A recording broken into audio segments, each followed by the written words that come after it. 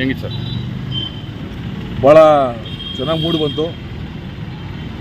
ಕುಮಾರಣ್ಣನಂತೂ ಭಾಳ ಸಂತೋಷಪಟ್ಟು, ಯಾಕಂದರೆ ಇದು ಮೂಡಲ ಬಾಗಿಲು, ಎಲ್ಲದೂ ಕೂಡ ದೇವಮೂಲೆ ಇದ್ದಂಗೆ. ಇಲ್ಲಿ ಬಂದರೆ ಒಂದು ಶುಭ ಸೂಚನೆ. ಹಾಗಾಗಿ ಅದು ಜನ ಸೇರಿದಂತೂ ಭಾಳ ಅಭಿಮಾನದಿಂದ ದೊಡ್ಡ ಮಟ್ಟದ JDS ಮತ್ತು BJP ಬೆಂಬಲಿತ ಏನು ಅಭ್ಯರ್ಥಿಗೆ ನಾವು ಬೆಂಬಲ ಸೂಚಿಸಬೇಕಂತೇಳಿ ಏನು ಮುಳುಭಾಗ ಸುತ್ತಮುತ್ತ ಮತ್ತು ಬೇರೆ ತಾಲೂಕಿಂದ ಬಂದಿದ್ದರು. ಯಾರು ಕೂಡ ತಂದಂಥ ಜನ ಅಲ್ಲ, ಬಂದಂಥ ಜನ. ಅಂದರೆ ಯಾವುದೇ ಅಪೇಕ್ಷೆ ಇಲ್ಲದೆ ಪಕ್ಷದ ಅಭಿಮಾನದಿಂದ, ಕುಮಾರಣ್ಣನ ಅಭಿಮಾನದಿಂದ, ಅಭ್ಯರ್ಥಿ ಅಭಿಮಾನದಿಂದ ಮತ್ತು BJP ಪಕ್ಷದ ಅಭಿಮಾನದಿಂದ ಬಂದಂಥವರು.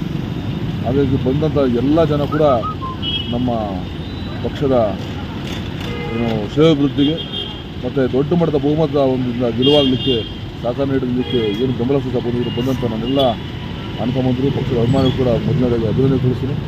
ಹೀಗಾಗಿ ಈ ಒಂದು ಭಾಗದಿಂದ ಗೆಲುವು ಮೊದಲುಗೊಂಡು ಇಡೀ ರಾಜ್ಯದಲ್ಲಿ JDS ಮತ್ತು BJP ಮೈತ್ರಿಯ 28 ಅಭ್ಯರ್ಥಿಗಳು ಕೂಡ ಗೆಲುವು ಅತ್ಯಧಿಕ ಮತಗಳ ಗೆಲುವು ಸಾಧಿಸ್ತಾರೆ. ಆ ವಿಶ್ವಾಸ ಕೂಡ ಇದೆ. ಹಾಗಾಗಿ ಮೋದಿಯವರಿಗೆ ಮತ್ತೊಮ್ಮೆ ಧನ್ಯವಾದ ತಿಳಿಸ್ತಾ, ಮತ್ತೊಮ್ಮೆ 3ನೇ ಬಾರಿ ಪ್ರಧಾನಮಂತ್ರಿ ಆಗೋದನ್ನು ಯಾರೂ ತಡೀಲಿಕ್ಕಾಗಲ್ಲ.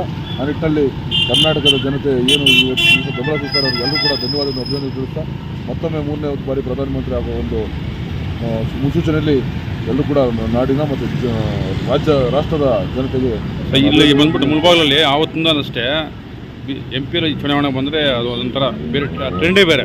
ನಿಜ ಅದು ಆವತ್ತಿಂದ ಅದು ರೂಢಿಯಾಗಿ ಬಂದಿದೆ. ಅದು ಭಾಳ ಸಂತೋಷ ಆಗ್ತಾ ಇದೆ.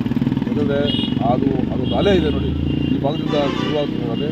ಅದು ಪ್ರತಿಯೊಬ್ಬರು ಕೂಡ ಸುಸೂಚನೆ. ಅವಾಗಲೇ ನಾನು ಹೇಳಿದಂಗೆ ಏನಿಲ್ಲಿ ಸಂವಿಧಾನ ಶಿಲ್ಪಿ ಡಾಕ್ಟರ್ BR ಅಂಬೇಡ್ಕರ್ ಅವರಿಗೆ ಮಾಲಾರ್ಪಣೆ ಮಾಡೋದ್ರ ಮೂಲಕ ಏನು ಮೊದಲುಗೊಂಡು ಜನ ಕಿಕ್ಕಿರಿದಿತ್ತು. ಕುಮಾರಸ್ವಾಮಿ ಅವರು ಕೊನೆ ಭಾಷಣ ಆಗಿದ್ದು ಕೂಡ ಸಮಯ ಮಿತಿಮೀರಿದ್ದು ಕೂಡ ಯಾರು ಎದ್ದೋಗದೆ ಆ ಒಂದು ತಾಳ್ಮೆಯಿಂದ ಸಹನೆಯಿಂದ ಆ ಮಾತನ್ನು ಕುಮಾರಸ್ವಾಮಿ ಅವರು ಒಂದು ಭಾಷಣದ ಮಾತನ್ನು ಕೇಳಿಸ್ಕೊಂಡು ಎಲ್ಲರೂ ಕೂಡ ನಾವೆಲ್ಲೂ ಬೆಂಬಲ ಸೂಚಿಸ್ತೇವೆ ಅಂತೇಳಿ ದೊಡ್ಡ ಮಟ್ಟದ ಒಂದು ಕೂಗೇನಾಗಿತ್ತು, ಅದು ರಾಜ್ಯದ ಕೂಗಾಗಿತ್ತು. ಅದು ಗೆಲುವಿನ ಒಂದು ಭರವಸೆ ಕೂಗಾಗಿತ್ತು. ಸಂತೋಷ. ಸಂತೋಷ. Okay, thank you.